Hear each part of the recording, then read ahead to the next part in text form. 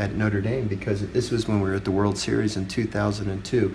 It was the 9th inning against Stanford. I went out to talk on the mound to our relief pitcher, J.P. Gagne. But I'm talking to Paul O'Toole, our catcher, because they have a runner on third base, and I know Mark Marquez is going to squeeze bunt.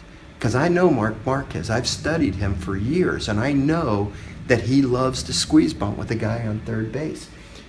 2 days earlier when we played Stanford in the first inning, I called a pitch out, and Paul O'Toole missed the signal, and they hit and ran, and the guy executed it, and it led to 2 runs, and we lost the game 4-3. So I'm telling Paul, do not be surprised when I call a pitch out, and don't be surprised if I call 2 pitch outs in a row, because I know they're going to squeeze bunt here.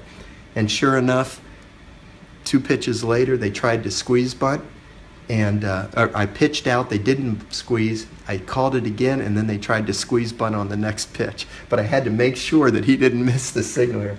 But I love this picture because all these kids that were kids at the time were so very special to me. This is Javi Sanchez, who ended up coaching with us here at LSU. Andy Bushy, who was our 2-time captain and became a great oral surgeon.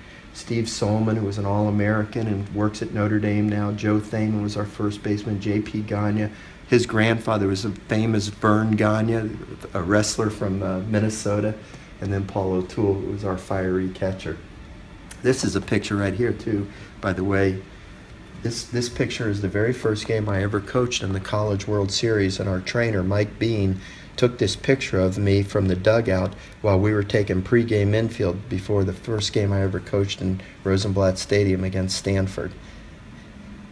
That's really cool. It really is.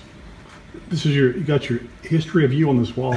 This is from when I coached at the Air Force Academy, and Tommy Lasorda had us up to Vero Beach, and he hosted our team, Oral Hershiser, and Tommy talked to our team, fed us lunch.